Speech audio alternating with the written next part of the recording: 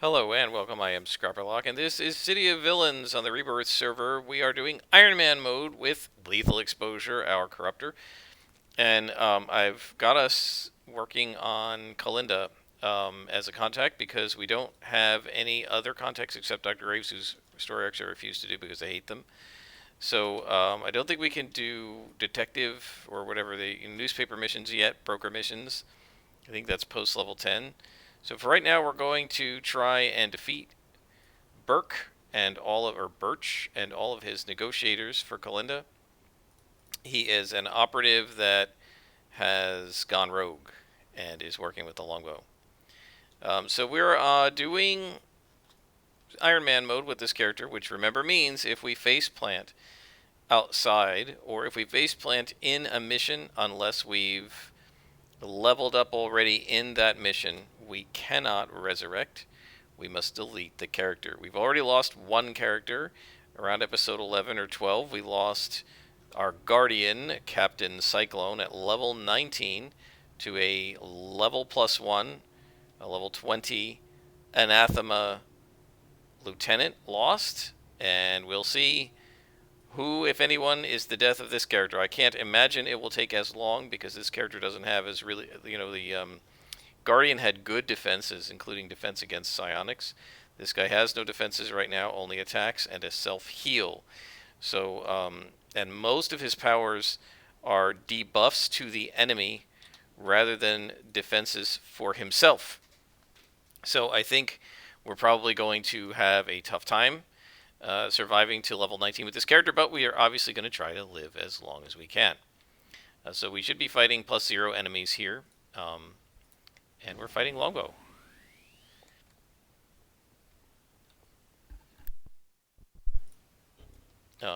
This guy.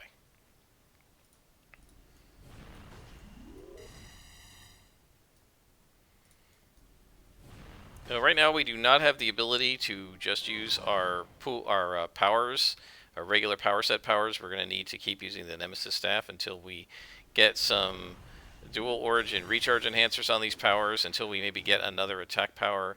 One of our big Achilles heels is going to be what you just saw, which is knockdown, knockback. And Mez in general is going to be pretty rough for our character because we really don't have a good way to defend against that. You can defend a little bit against knockback or knockdown by doing hover, which we don't have yet and eventually we'll get. But right now I wanted flight as a movement power so we could move safely around. You can see that we don't do a lot of damage right now, and that's going to become an issue fighting bosses.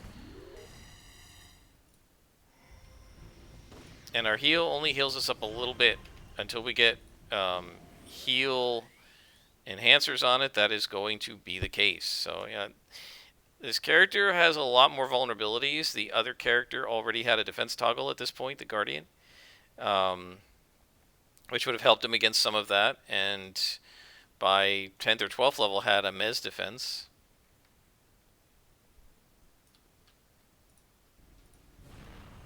One thing we do have going for us, if we can get them down to lower hit points, we do have the Scourge ability, which I've shown you before. You might see it here, where you effectively do double damage against guys who have had their hit points dropped really low. So if we can get them low, we shouldn't get into one of these situations where they have a tiny little sliver and we can't get them out.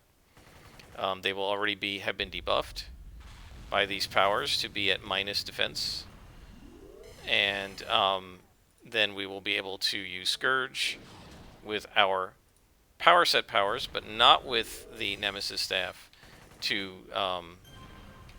like that, to just finish them off. It's sort of like a finishing blow. We don't have any stealth with this character, so that's another issue.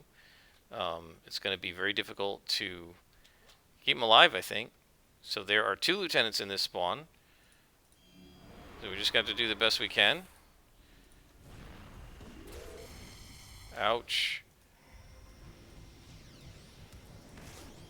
Let's take our resistance. It's the only defense we've got. See if we can hit them both. Oh boy, the knockdowns are going to kill me. If we can get one of them out, we should be able to beat them both. But Good. We got a heal inspiration. That was good luck. And now we're going to get Birch, who is the main target of this attack, who is a traitor to the Arachnos, and we're punishing him for that. And that kills him! And we have completed the mission. That was rough, just against 2 lieutenants. That's very rough. Also, very hard below 10th level. We don't have a lot of inspiration slots to keep carrying things like Break Freeze and so on. So let's go back to Kalinda. And I'll pause it here, guys, and when we get back to her, I will bring you back. Okay, we are back. And Kalinda says your next task will be to head into a snake hole. Alright, let's just auto-teleport up there. So, yeah, I think these missions are more original compared to the ones that I was doing before, and you can do them right away. I think if you go back to Nightmare Last, these may be the first ones that she was doing.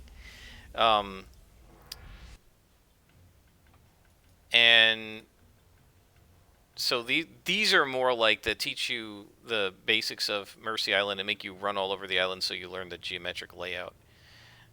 Fortunately, we can fly, so we don't have to learn the geometric layout of the island. And auto-teleport, at least once every 2 hours, helps us out.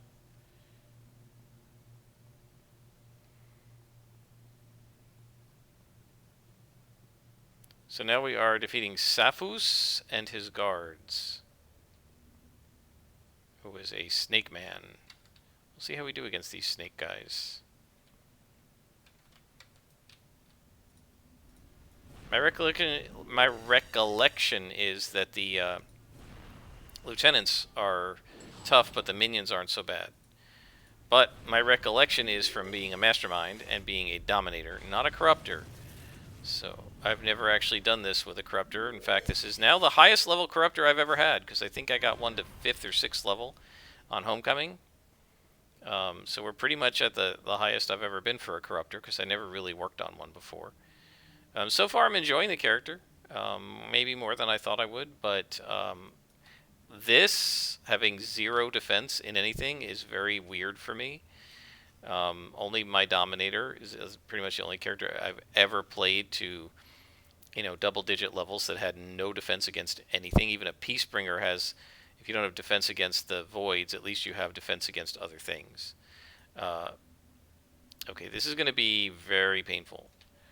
Before we do this, I think I'm going to hit the email. Character email. And we're going to look for... Oh, too late. Alright, we got to fight. I don't have time to sort through it to find... I was going to try to find an extra heal, but we don't have time to sort through it, so that could kill us. Fortunately, these guys seem somewhat vulnerable to our powers. Hopefully that is the case. We don't have any resistance to speak of. Ouch. I don't know if I'm going to live through this, guys. And we've got to run. We can't leave the cave, but we do have a long way we can go, and they might get tired of attacking me. And I'll just keep hitting heal.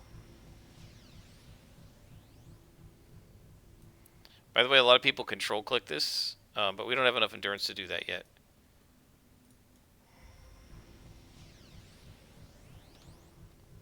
How'd we do? Did we stop them? No, and they're still chasing me. But you see, one of the things you can do is get that, like, that gave me time to heal up, right? Now I can attack him. Right? And you can see that we do some pretty good damage to them when we hit. Just that if you go through mist streaks or something, you're pretty much finished. Alright, so we lived through that. And we got a resistance. Before I go any closer, let me do what I was looking for and grab... I thought I had a team heal here. Right there.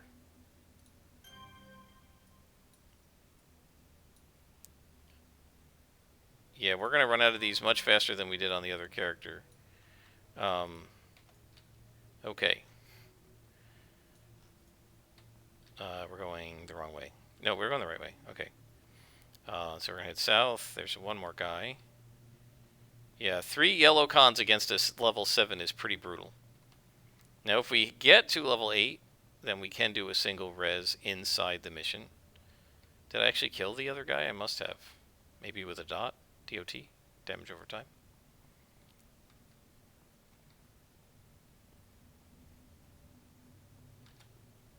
Okay, there's the lieutenant. That's not good.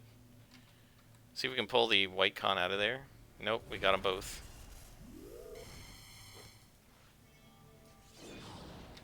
Let's hit him with the damage over time.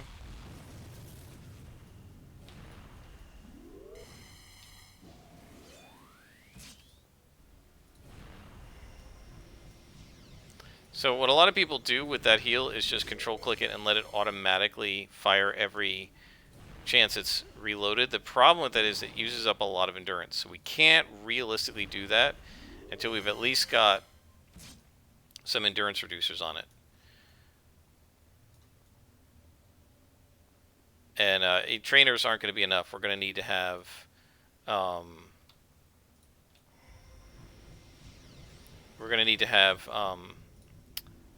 at least dual origin endurance reducers on it. One of the things you have to be careful of too is, and it's not going to be a huge effect when we're attacking a group like this, but if there's one guy and you're trying to do a pull, one of the things you have to be careful of is that doing an AoE heal also generates aggro against you. So it could be that you could heal and they'll turn around and attack you, right? Because you just aggroed them. Right, what it does, my understanding of the way the mechanism of the game works is something like a heal, an AoE heal. Let me do the heal and we'll take a look. So if we watch this, it doesn't actually show, it shows a little bit. You can see on the ground it goes like out to this radius, right? So let's imagine that that radius is the radius of aggro. You get within that distance, right, from the center of the character to here, say where this bone is, and if there's a villain within that range and I walk into it, he'll attack me. But if you do this healing, what it does is it pushes that aggro radius out, say to this slope. And so even if there's a villain here who's looking right at me and doesn't aggro to me, if I hit the heal, I think they might turn around and attack. Right? It raises your aggro range, just like stealth lowers the aggro range. So instead of walking up here and aggroing them, you'd have to get maybe to here before you could aggro them, right? And we saw that with Quintessence last, for example, who had stealth, and it looks sometimes, if you watch, like the enemies take a second to register she's there. That's because the aggro radius is lower for her when she's got her stealth field on. Right, now this guy's going to be a pain, so, and he's an orange lieutenant. I don't know if I want to waste the sturdy on him yet, so let's just go ahead and start shooting. We can knock him back. No, we missed. That's not good. Heal up.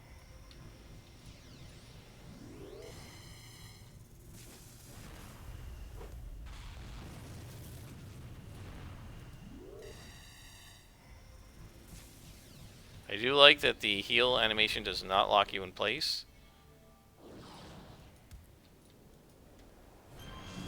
And we've leveled up, so that's going to completely heal us up. It's going to give us some buffs.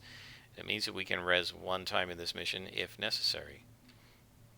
Again, at first, as I said with the Guardian early on, the first several levels, it's going to seem like the ability to res in a mission when you've leveled is something that you could take advantage of, like I could take advantage of every episode. That's not going to be true once we get to the higher levels because we won't level as quickly.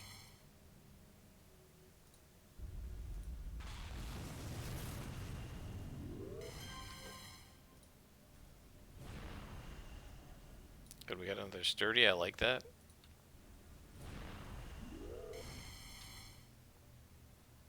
This guy's doing pretty well. We've had a couple of near misses with this character already, though, at level 8. And there's Saphus, but we're buffed, so that helps. Go ahead and use a resistance. So we now have 10% resistance to everything. That's a little bit of a help, and that should be enough to keep us alive while we fight Saphus. And we got him. So now we just have to beat his guards, which is just going to be whatever other vipers and stuff are left in this area.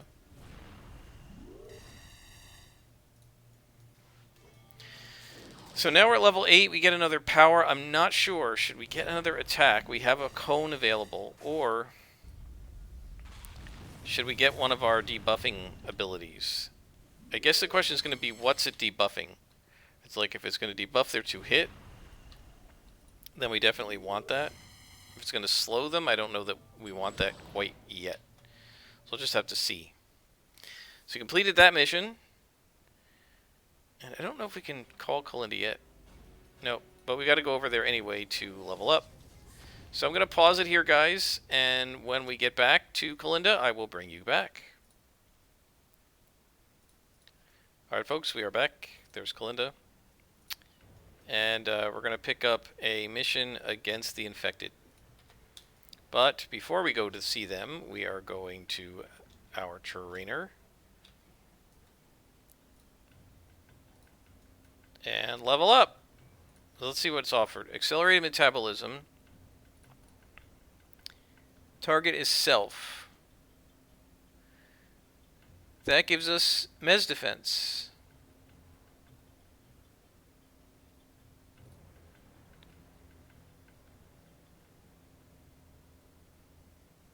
Of all nearby allies. So that might be worth it. Radiation infection severely reduces the defense and accuracy of foes. Proton volley. A sniper attack. Ooh.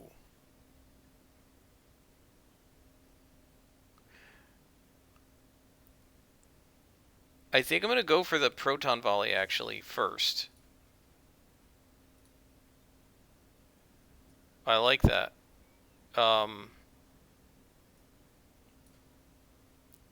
And that's our sniper attack. We can do a lot of damage with that. And then at level 10, we'll do accelerated metabolism. Here's my thinking. Usually I get Mez defenses for scrappers and stalkers at level 10. Now this guy doesn't have any defenses, so that's a potential issue. But I think for level 8 and 9, that'll probably be okay. And then at level 10, we can go ahead and get that Mez defense unless something else opens up that we really need. I also want to get the radiation thing where you put it on an enemy and it reduces their defense and their accuracy. That's super nice. It's just that the problem with a debuff like that is, in the time it takes you to apply the debuff, I could have shot him already, right, and hit him with a sniper attack. And so, so I'd rather try and do more damage than do waste the time to lay a debuff on somebody. These things being a debuff is great because they debuff with the attack. But if you're going to put a separate debuff, if you're going to take the 3 or 4 or 5 or how many seconds it is to lay a debuff on a guy, I could have already shot him twice, and he'd be at half hit points if it's a minion, right? So you're only going to lay that debuff on like a boss, maybe a tough lieutenant, like a +1 lieutenant, but you're probably not going to lay the debuff on a minion anyway, and mostly what we're going to be fighting in these low-level missions are minions with the occasional lieutenant. I feel like it's not that useful yet, whereas the sniper attack is like an assassination attack. It will do really nice damage at long range, so it's better than an assassination attack. So let's see if I can show you guys how it works. At some point we're going to need to get hover as well. So there's a lieutenant. Nice long range. Bam. Look at that. That is some nice damage. Did 40 damage compared to the 14 that my regular attack does. And, you know, it's the, whatchamacallit, the, oh no, we can't, never mind, let's interrupt that. It's an assassin attack, so it can be interrupted. And then, one thing it does say is if you have more than a 97% to hit, right, this attack will instant cast. So I don't know if that includes our debuffing of them. If it does, this is going to be awesome, right? And we might be able to instant cast it. So let's keep an eye on our 2-hit bonus and see.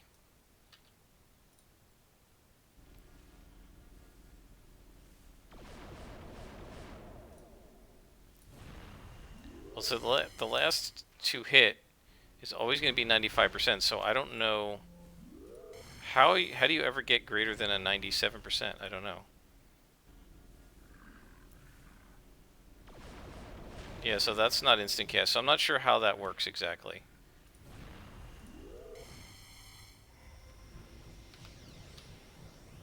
Does it say in the info? Minus 30% defense on a target for 12 seconds, which is really nice. And the nice thing about it is you can do it from a really long range. Look at the distance. And look at all the damage it did. Right, it just took massive amounts of damage off of him. And before they even get in range to like shoot at me or anything, he's almost at 0. Which is super nice. I just screwed up there. Do you know why? It's a nice knockback. Yes. It's a very nice knockback. But shouldn't really hit with the Nemesis Staff first, because you want to debuff things first and then hit with the Nemesis Staff.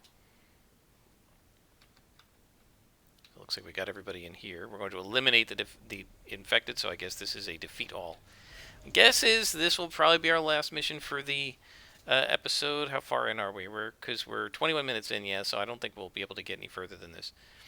But this is great. We leveled up once. Notice we did not level up in this mission, so we have no ability to res in here.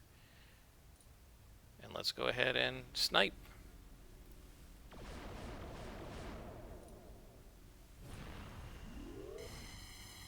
Look at that. He didn't even get a chance to do anything to me. That's awesome. So we're going to want to put... I guess it doesn't use that much endurance, so we're going to want to put double accuracy, I think, on it. Triple damage and a recharge.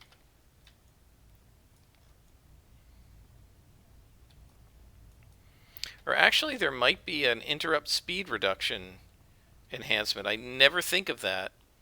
But that might be worth putting on this too, so that it's harder to interrupt it. I have to think about that.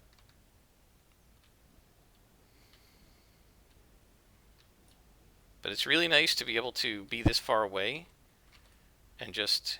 And I think we also have a build-up aim, which is equivalent to build-up. So we can pop that right before doing the sniper attack, and it'll one-shot these guys, the minions. And then when we enhance it, it'll practically one-shot lieutenants. It's going to be really nice.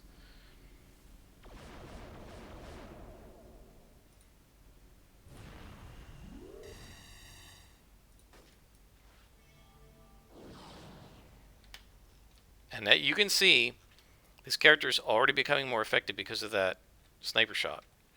Right? Because we can stand really far back and still hit them. And then they have to walk into our incoming fire to get into range with me. Right? They're out of range, but then he comes in here, right?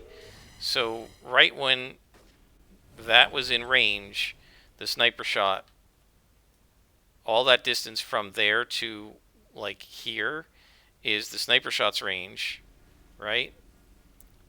To here, that's the extra range that the sniper shot can do. And that's something else we could do, is possibly put a range modifier on the sniper shot. But of course, that's only going to happen when we're looking at 6 slots, right? And when we're looking at SOs.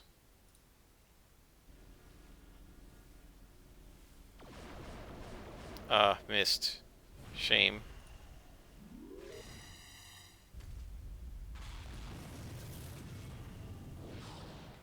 Very nice.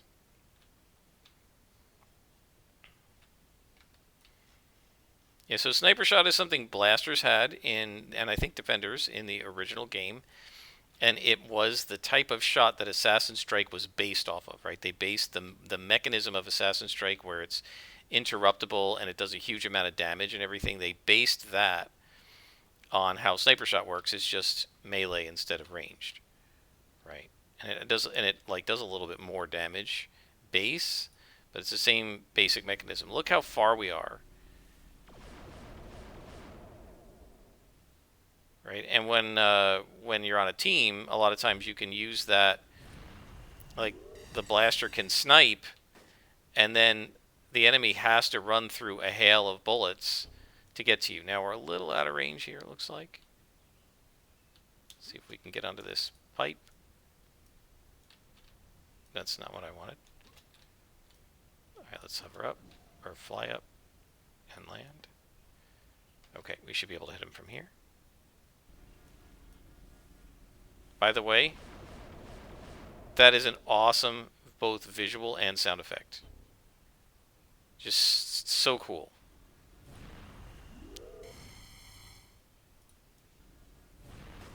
So he gets one shot off at me.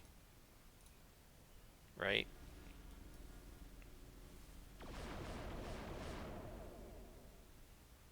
So aim, probably level 12 or 14, is going to be super useful.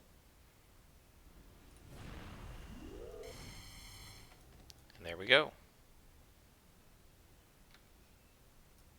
And you can just sort of stand here and plink them.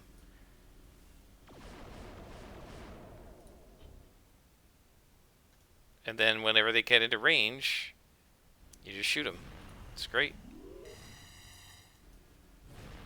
So you can see, with that one power, the difference in effectiveness of this character. I'm used to super jump here, hang on. Can't control my jumps. We've gone from like a couple of white cons taking us to a red line to like, oh, they're white cons? Yeah, they're going to die before they get anywhere near me.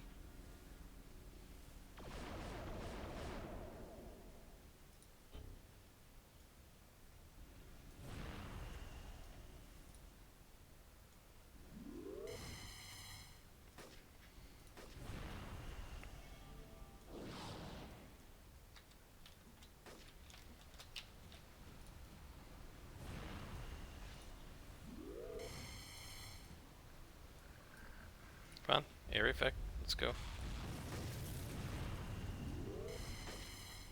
I noticed how the Scourge took the guy behind me out, because it was doing twice as much damage.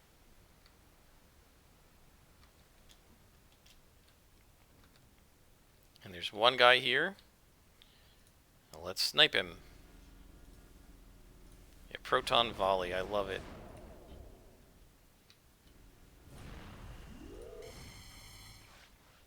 And he's at like minus 50 defense there, so I should have a huge chance to hit. I mean, obviously it's being capped at 95, but... Alright, there we go. And we finished the story arc. We just got reward merits. I just saw them flashing as we finished up. Completed the story arc. There's going to be another mission for her, but we will wait until next time to do that, guys. I hope you've enjoyed. We are level 8 with our Iron Man character, Lethal Exposure, and we will continue this playthrough in the next episode. Until then, I am Scrapperlock, and this is City of Villains Iron Man mode on the Rebirth server.